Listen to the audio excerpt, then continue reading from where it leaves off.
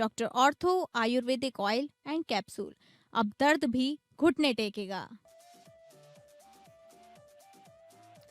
सोनिया राहुल को राउरकेला कोर्ट से बड़ी राहत के बाद कांग्रेस मोदी सरकार पर हमलावर। कांग्रेस अध्यक्ष खड़गे ने कहा, राजनीतिक प्रतिशोध और उत्पीड़न की कहानी है। नेशनल हेराल्ड के सीडी सरकार के इशारे पर कर रही काम। 19 दिसंबर से यूपी विधानसभा का शीतकालीन सत्र में पेश होगा अनुपूरक बजट। 8 विधेयकों पर सदन के अंदर होगी चर्चा। बीएमसी चुनाव से पहले महाराष्ट्र में बड़ा उलटफेर। उद्धव और राज ठाकरे ने मिलाया हाथ। कांग्रेस बोली, हम अकेले लड़ेंगे। उत्तराखंड में धर्मांतरण कानून पर ब्रेक। राज्यपाल ने सरकार को लौटाया उम्र कैद सजा वाला बिल। और प्रदूषण से दिल्ली एनसीआर में हाहाकार। दिल्ली एनसीआर में सांस लेना हुआ मुश्किल। दिल्ली में किए गए कई बदलाव। सिर्फ BS6 गाड़ियों की एंट्री पीयूसी सर्टिफिकेट के बिना नहीं मिलेगा पेट्रोल डीजल।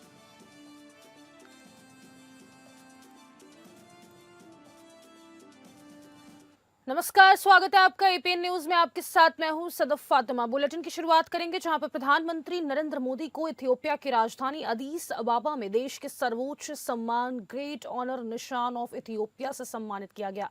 ये सम्मान उन्हें भारत और इथियोपिया के बीच द्विपक्षीय संबंधों को नई ऊंचाई देने और एक वैश्विक राजनेता के रूप में उनके दूरदर्शी नेतृत्व के लिए प्रदान किया गया।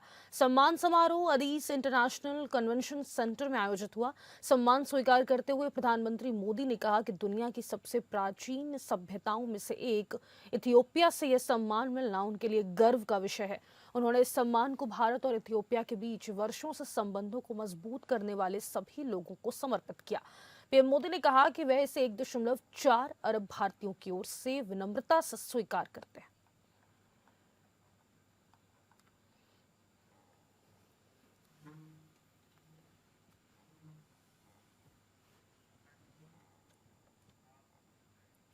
कांग्रेस के वरिष्ठ नेता अभिषेक सिंघवी ने कहा कि नेशनल हेराल्ड मामला राजनीतिक प्रतिशोध और उत्पीड़न की कहानी है। वहीं कांग्रेस ने कहा कि कानून ने शोर से ज्यादा जोर से बात की है। बता दें कि दिल्ली के राउरकेला कोर्ट ने नेशनल हेराल्ड मामले में धन शोधन के आरोपों से जुड़ी प्रवर्तन निदेशालय यानी ईडी की याचिका पर संज्ञान लेने से इनकार कर दिया है। कांग्रेस अध्यक्ष मल्लिकार्जुन खड़गे ने कहा कि ये लोग ईडी, सीबीआई जैसी एजेंसियों का उपयोग करके हमारे लोगों को बदनाम कर रहे हैं। खासकर गांधी परिवार को सताने के लिए उन्होंने ये केस डाला है। नहीं तो उसमें कुछ नहीं, कोई एफआईआर नहीं है। कोई व्यक्ति शिकायत डालता है और ये उस पर कार्रवाई करते हैं। जिस चीज में कोई दम नहीं है उसमें दम भरने की कोशिश करके हमारे लोगों का उत्पीड़न करते हैं। हमारी कांग्रेस पार्टी के बहुत से नेता, 50 बड़े नेता जो उनसे सहानुभूति नहीं रखते हैं, उनके खिलाफ ईडी का केस डालकर उन्हें सता रहे हैं। उन्होंने धन शोधन का मुकदमा डालकर कई लोगों को अपनी ओर किया है, कई सांसदों को अपनी ओर किया है और कई जगह सरकारें बनाई हैं। ये सब हम पॉलिटिकल फाइट कर रहे हैं। इससे पहले जुलूस निकाले जब सोनिया गांधी जी को ईडी केस में बुलाया था, मुझे बुलाया था, राहुल गांधी जी को बुलाया था और कई लोगों को भी बुला के उन्होंने इसके बारे में पूछताछ की। लेकिन हम सड़क पे, सदन में, सदन के बाहर हर जगह फाइट कर रहे हैं, फाइट करते रहेंगे और इनको लेसन सिखाएंगे। जहाँ इल्जाम हवा में थे, कानून जो है जमीन पर था। और मैं आपको प्रमाणित करूंगा कैसे द्वेष से भरा है। याद रहे 2021 में ईडी ने 2021 और 2025 के बीच में राहुल गांधी जी को लगभग 50 घंटे बुला के तहकीकात की, इंटरोगेट किया। 50 घंटे कितने होते हैं? शायद 55 थे या 52 थे, मुझे एग्जैक्ट याद नहीं है। खड़गे साहब को 5-6 घंटे, सोनिया जी को 7-8 घंटे, अलग अलग तिथियों पे। संसद के शीतकालीन सत्र का आज 13वां दिन है। सरकार का फोकस दोनों सदनों में लंबित विधेयकों पर चर्चा और उन्हें पारित करने की प्रक्रिया तेज करने पर रहेगा। सत्र 19 दिसंबर तक चलेगा। लोकसभा में मंगलवार को लोकसभा में the repealing and amendment bill 2025 और सबका बीमा सबकी रक्षा बीमा कानूनों में संशोधन बिल 2025 पास हुए। वहीं केंद्रीय कृषि मंत्री शिवराज सिंह चौहान ने विकसित भारत गारंटी फॉर रोजगार एंड आजीविका मिशन ग्रामीण वीबीजी रामजी बिल 2025 पेश किया। इसके बाद सदन में हंगामा हुआ। आज भी बिल के विरोध में हंगामे की संभावना है। मंगलवार को कांग्रेस सांसद प्रियंका गांधी ने कहा था कि बिना चर्चा और सलाह के बिल पास ना किया जाए, इसे वापस लेकर नया विधेयक लाया जाए। हर योजना का नाम बदलने की सनक समझ नहीं आती है। कांग्रेस सांसद शशि थरूर ने कहा कि महात्मा गांधी का नाम बदलना सही नहीं है। महात्मा गांधी का नाम राज्य का विजन पॉलिटिकल नहीं, सामाजिक विकास का था। उनका नाम ही हटाना गलत है। राम का नाम बदनाम ना करो।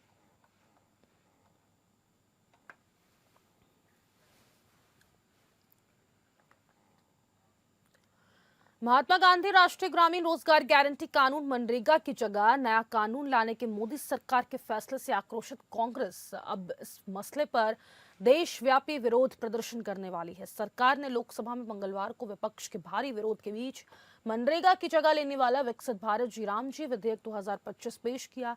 कांग्रेस पार्टी के राष्ट्रीय महासचिव केसी वेणुगोपाल ने मंगलवार को बयान जारी कर कहा कि मनरेगा की जगह नया कानून लाने के विरोध में पार्टी आज सभी जिला मुख्यालयों पर राष्ट्रव्यापी विरोध प्रदर्शन करेगी। राष्ट्रव्यापी प्रदर्शन के बाद कांग्रेस की स्थापना दिवस 28 दिसंबर को कांग्रेस महात्मा गांधी के चित्र लेकर प्रत्येक मंडल और गांव में कार्यक्रम आयोजित करेगी। वेणुगोपाल ने सरकार पर आरोप लगाया कि वह मनरेगा को समाप्त करना चाहती है। उन्होंने कहा कि मनरेगा एक ऐतिहासिक कानून है जिसने लोगों को काम करने का अधिकार दिया है, श्रम की गरिमा को बनाए रखा है और देश भर में करोड़ों ग्रामीण परिवारों को आजीविका सुरक्षा प्रदान की है। उन्होंने कहा कि हमारा संघर्ष किसी साधारण विधेयक का विरोध करना नहीं है, बल्कि एक कठिन परिश्रम से प्राप्त अधिकार की रक्षा करना और उन लाखों लोगों के साथ खड़ा होना है जिनकी आजीविका, गरिमा और आशा मनरेगा पर निर्भर है। कांग्रेस पार्टी महात्मा गांधी की भावना से प्रेरित होकर और भारत के सबसे गरीब लोगों की रक्षा करते हुए इस संघर्ष का नेतृत्व करती रहेगी।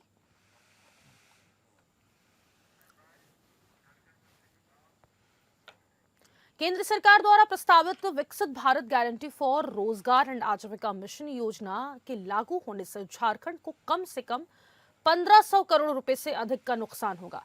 बहरहाल मनरेगा के तहत केंद्र सरकार ने जो बदलाव प्रस्तावित किए हैं उससे ऐसा लग रहा है कि झारखंड को नियमित नुकसान होगा। सबसे बड़ा नुकसान मजदूरी भुगतान से केंद्र सरकार के हाथ खींच लेने के कारण हो रहा है। दरअसल मनरेगा के तहत 100% मजदूरी का भुगतान केंद्र सरकार करती है। नई प्रस्तावित योजना में मनरेगा के तहत सामग्रियों और मजदूरी भुगतान में केंद्र और राज्य का हिस्सा 60 और 40 के अनुपात में होगा। इस योजना में राज्य की हिस्सेदारी स्वतः बढ़ती दिख रही है। विभागीय सूत्रों के अनुसार सामग्री मद में ही राज्य सरकार का खर्च 700 करोड़ रुपए से अधिक बढ़ेगा। झारखंड मुक्ति मोर्चा ने केंद्र सरकार पर महात्मा गांधी राष्ट्रीय ग्रामीण रोजगार गारंटी अधिनियम को समाप्त करने की साजिश रचने का गंभीर आरोप लगाया है। पार्टी ने कहा है कि केंद्र सरकार मनरेगा मजदूरों के संवैधानिक अधिकारों पर व्यापक हमला करने की तैयारी कर चुकी है और इसके लिए एक नया बिल लाने की दिशा में कदम बढ़ाया जा रहा है।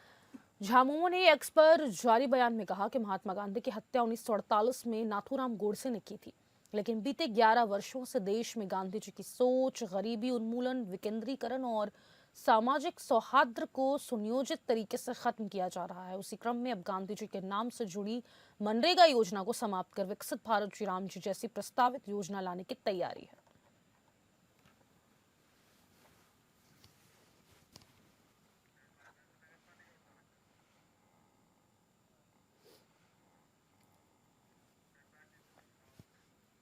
उत्तर प्रदेश विधानमंडल का शीतकालीन सत्र 19 दिसंबर से शुरू होगा। विधानसभा का सत्र 24 दिसंबर तक चलेगा। सत्र में वित्तीय वर्ष 2025-26 के लिए अनुपूरक बजट समेत कई महत्वपूर्ण विधायी प्रस्तावों पर चर्चा और मंजूरी दी जाएगी और इस सत्र के पहले दिन शुक्रवार को विधानसभा की कार्यवाही घोसी से सपा विधायक रहे स्वर्गीय सुधाकर सिंह के निधन पर शोक सभा प्रस्ताव के बाद स्थगित कर दी जाएगी।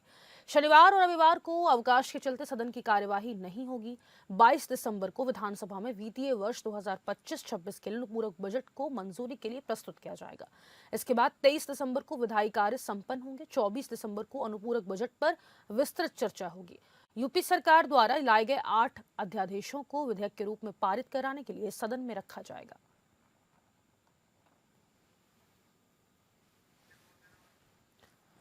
आपको बता दें 19 दिसंबर से यूपी विधानमंडल का शीतकालीन सत्र शुरू होने जा रहा है, जहां पर सदन में 8 विधेयकों पर चर्चा होने वाली है। बीएमसी समेत महाराष्ट्र के नगर निगम चुनाव से पहले बड़ा राजनीतिक घटनाक्रम सामने आया है। शिवसेना उद्धव बालासाहेब ठाकरे के प्रमुख उद्धव ठाकरे और महाराष्ट्र नवनिर्माण सेना एमएनएस के अध्यक्ष राज ठाकरे के बीच रणनीतिक गठबंधन होने जा रहा है, जिसका उद्देश्य मराठी मतदाताओं का ध्रुवीकरण कर सत्ता पक्ष को चुनौती देना है। इस बारे में यूबीटी नेता संजय राउत ने जानकारी दी कि हालांकि महाविकास अघाड़ी में शामिल कांग्रेस ने इस गठबंधन का हिस्सा बनने से इनकार कर दिया। इस घटनाक्रम से महाराष्ट्र की नगर पालिका चुनावी राजनीति में नया मोड़ आने की संभावना है, जहां मराठी अस्मिता का मुद्दा एक बार फिर केंद्र में आ गया है। शिवसेना यूबीटी के सांसद और प्रवक्ता संजय राउत ने मंगलवार को कहा कि उद्धव ठाकरे और राज ठाकरे का एक गठबंधन अगले हफ्ते में औपचारिक रूप से घोषित किया जाएगा। राउत ने इस गठबंधन से लोगों में उत्साह और विश्वास जगाने की बात कही। साथ ही उन्होंने कांग्रेस पार्टी को सीधी चेतावनी भी दी है। 29 नगर निगम में साथ लड़ेंगे चुनाव। उन्होंने कहा कि उद्धव ठाकरे और राज ठाकरे का एक साथ आना लोगों में आत्मविश्वास और उत्साह बढ़ाना है। हम मुंबई समेत 29 नगर निगमों में चुनाव लड़ने के लिए तैयार हैं। अगर आप हम पर पीछे से भी हमला करेंगे तो हम लड़ने के लिए तैयार हैं। राज ठाकरे और उद्धव ठाकरे मिलकर चुनाव लड़ेंगे। राउत ने कहा कि ठाकरे ब्रदर्स 5 महत्वपूर्ण नगर निगमों मुंबई, ठाणे, कल्याण, डोंबिवली, मीरा, भायंदर, पुणे और नासिक जैसे 5 नगर निगमों में एक साथ चुनाव लड़ेंगे। अन्य नगर निगमों में स्थानीय नेताओं के स्तर पर फैसला किया जाएगा। उन्होंने इसे मुंबई की लड़ाई करार देते हुए कहा कि हम इस मुंबई को अमित शाह के हाथों में नहीं जाने देंगे। महाराष्ट्र जानता है कि रहमान डाकू कौन है, कौन मुंबई को लूटना चाहता है, उनका समर्थन कौन कर रहा है। उन्होंने दावा किया कि गठबंधन शहरी आधारभूत संरचना, मराठी भाषा संरक्षण और नागरिक शासन जैसे प्रमुख मुद्दों पर एकजुट मोर्चा पेश करने का लक्ष्य रखता है, जो मुंबई की चुनावी तस्वीर को बदल सकता है।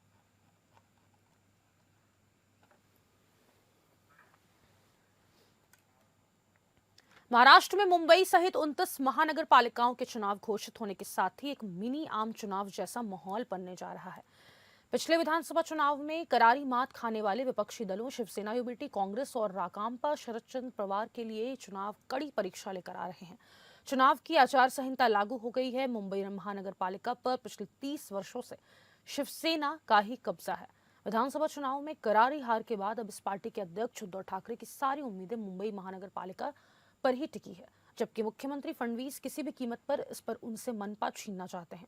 इनके लिए वे उप मुख्यमंत्री एकनाथ शिंदे के नेतृत्व वाली शिवसेना से गठबंधन भी करने को तैयार हैं, लेकिन वहीं शिंदे के प्रभाव वाले ठाणे जिले में स्थित कई महानगर पालिकाओं में भाजपा शिंदे से भी तगड़ा मोलभाव करने से नहीं चूकेगी।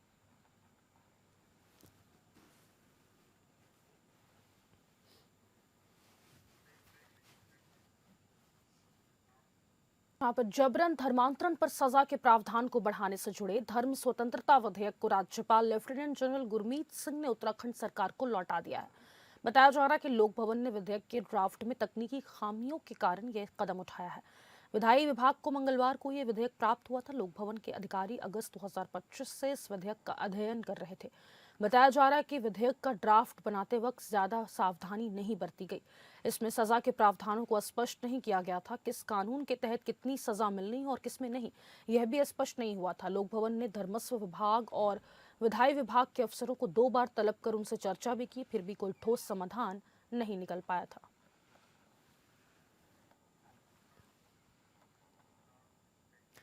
झारखंड हाईकोर्ट ने गोड्डा से बीजेपी सांसद निशिकांत दुबे को बड़ी राहत देते हुए देवघर जिले में दर्ज एक आपराधिक मामले की प्राथमिकी को निरस्त कर दिया। इस दौरान अदालत ने सांसद के पक्ष में फैसला सुनाते हुए जिले के मनोहर थाना क्षेत्र में गौ तस्करी के आरोप में एक व्यक्ति से मारपीट करने पर अपना फैसला सुनाया है। इस कड़ी में हमारी संवाददाता तृप्ति ने हाईकोर्ट परिसर से इस पूरे मामले से संबंधित सुनवाई पर जानकारी दी है। हाँ, आपको बताना चाहेंगे हमारी इस रिपोर्ट में के चौधरी की अदालत में जो फैसला हुआ है उस फैसले के बारे में।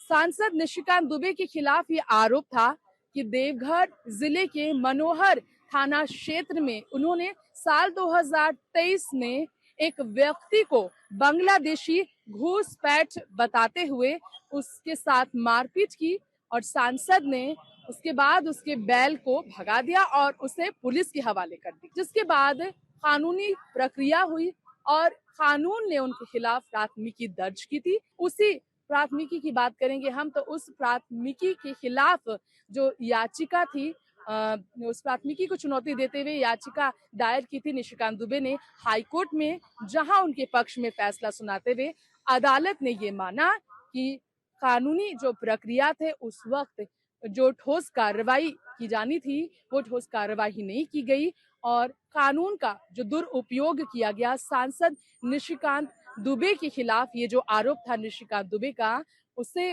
स्वीकार किया गया। आपको जानकारी देना चाहेंगे कि निशिकांत दुबे का क्या कहना था। दरअसल उनका ये कहना था व्यक्ति को उन्होंने मारा या पीटा। दरअसल उनका ये कहना था कि उनके क्षेत्र में देवघर के क्षेत्र में मनोहरपुर थाना क्षेत्र की बात करें तो उस क्षेत्र में बैल की काफी ज्यादा खरीद बिक्री की जाती थी और तस्करी की जाती थी जिसके खिलाफ उन्होंने आवाज उठाई। बांग्लादेशी घुसपैठ जो उन्होंने कहा कई घुसपैठ वहां पर जो है सो बैल और गाय की तस्करी करते थे, इसी के खिलाफ उन्होंने ये कार्रवाई की थी। हालांकि उनकी कार्रवाई को पलटकर उन्हीं के खिलाफ कानून का दुरुपयोग कर उनके खिलाफ प्राथमिकी दर्ज की गई। तो जो आपराधिक कार्रवाई के लिए उनके खिलाफ जो केस चला था उसे निरस्त करने का फैसला हाईकोर्ट ने लिया और सांसद दुबे को निशिकांत दुबे को इस पूरे मामले से अब राहत मिल चुकी है। फिलहाल हमारे सहयोगी दीपक के साथ एपीएन न्यूज से मैं तृप्ति रांची से नमस्कार। बिहार के मुख्यमंत्री नीतीश कुमार ने विद्युत भवन में आयोजित कार्यक्रम में ऊर्जा विभाग के अंतर्गत Bihar state power holding company limited और अनुषंगी कंपनियों में नवचयनित 2390 अभ्यर्थियों को नियुक्ति पत्र प्रदान किया। इसमें 1810 तकनीशियन, 512 पत्रचार, लिपिक और 68 भंडार सहायक कर्मी शामिल हैं। मुख्यमंत्री ने सांकेतिक रूप से 3 अभ्यर्थियों सन्नी साकेत, आशुतोष कुमार और मोहित कुमार भट्ट को नियुक्ति पत्र प्रदान किया। कार्यक्रम के दौरान मुख्यमंत्री ने कहा कि आज नियुक्ति पत्र पाने वाले सभी अभ्यर्थियों को मैं बधाई और शुभकामनाएं देता हूं। आप सभी से उम्मीद करता हूं कि पूरी मेहनत और लगन से काम करेंगे और बिहार को और आगे बढ़ाएंगे। उन्होंने कहा कि हम लोगों के द्वारा शुरू से ही युवाओं को सरकारी नौकरी और रोजगार उपलब्ध कराया जा रहा है। वर्ष 2005 से वर्ष 2020 के बीच 8 लाख से अधिक युवाओं को सरकारी नौकरी दी गई। वर्ष 2020 में 7 निश्चय 2 के तहत 10 लाख नौकरी और 10 लाख रोजगार देना तय किया गया था, जिसके तहत हम लोगों ने 10 लाख नौकरी और 40 लाख रोजगार यानी कुल 50 लाख नौकरी और रोजगार उपलब्ध कराया। अब हमने तय किया है कि अगले 5 वर्ष में इसका 2 गुना यानी 1 करोड़ नौकरी और रोजगार उपलब्ध कराएंगे। सरकार इस पर तेजी से काम कर रही है। कार्यक्रम के दौरान मुख्यमंत्री के समक्ष राज्य में पंप्ड स्टोरेज प्रोजेक्ट के अधिष्ठापन के लिए एमओयू पर हस्ताक्षर किया गया। मुख्यमंत्री ने नियुक्ति पत्र वितरण कार्यक्रम के पूर्व विद्युत भवन स्थित स्टेट लोड डिस्पैच सेंटर का निरीक्षण किया और वहां की व्यवस्थाओं की जानकारी ली।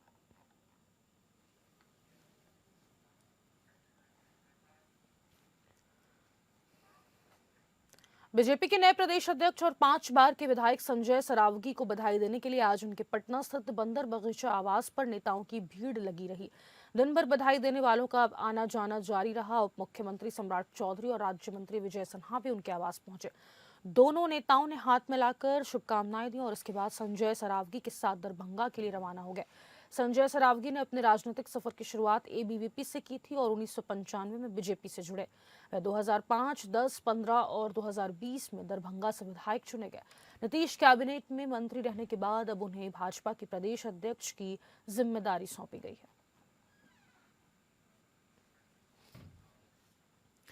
दिल्ली एनसीआर में प्रदूषण में बीते दिन के मुकाबले कुछ गिरावट जरूर आई है, लेकिन अब भी एक्यूआई गंभीर कैटेगरी में बना हुआ है। आपको बता दें, सुबह दिल्ली के इंडिया गेट के पास प्रदूषण का स्तर 380 बताया जा रहा है। बता दें कि प्रदूषण को देखते हुए दिल्ली की रेखा गुप्ता सरकार पहले ही कक्षा 5वीं तक के छात्रों के लिए स्कूलों को हाइब्रिड मोड से पूरी तरह ऑनलाइन मोड में कर चुकी है। प्रदूषण से हेल्थ इमरजेंसी जैसे हालात को देखते हुए दिल्ली सरकार ने 3 कड़े कदम उठाए। पर्यावरण मंत्री मनजिंदर सिंह सिरसा ने कहा कि 18 दिसंबर की सुबह से दूसरे राज्यों में रजिस्टर्ड सिर्फ BS6 गाड़ियों को ही दिल्ली में एंट्री मिलेगी। अन्य कैटेगरी BS2, 3, 4 की सभी गाड़ियों की एंट्री अगले आदेश तक प्रतिबंधित रहेगी। इनमें प्राइवेट कारें, टैक्सियां, स्कूल बस से लेकर कमर्शियल गाड़ियां भी शामिल हैं। दिल्ली में चल रही दूसरे राज्यों की गाड़ियों की भी जांच होगी। अगर वे BS6 नहीं मिली तो उन्हें भी जब्त किया जाएगा। चूंकि अन्य राज्यों की ज्यादातर इंटरस्टेट बसें डीजल की BS4 कैटेगरी वाली हैं, ऐसे में इंटरस्टेट बसों का परिचालन भी प्रभावित हो सकता है। बिना वैध PUC सर्टिफिकेट वाली गाड़ियों को पेट्रोल डीजल भी नहीं मिलेगा। इसके लिए पेट्रोल पंपों पर ANPR सिस्टम से जांच होगी। कंस्ट्रक्शन मटेरियल से जा रहे ट्रक, ट्रैक्टर, टेम्पो आदि भी जब्त होंगे। दिल्ली बॉर्डर पर ही उनकी एंट्री रोकी जाएगी।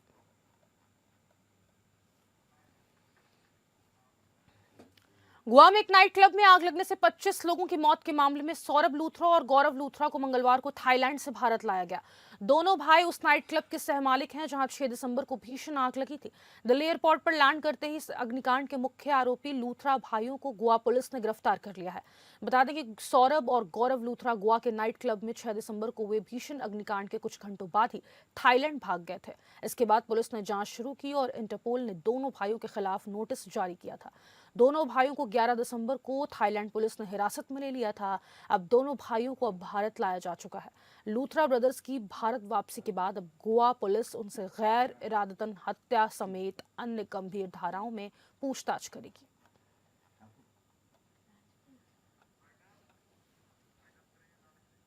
और इसी के साथ फिलहाल के लिए इस बुलेटिन में बस इतना ही। मुझे दीजिए इजाजत। नमस्कार।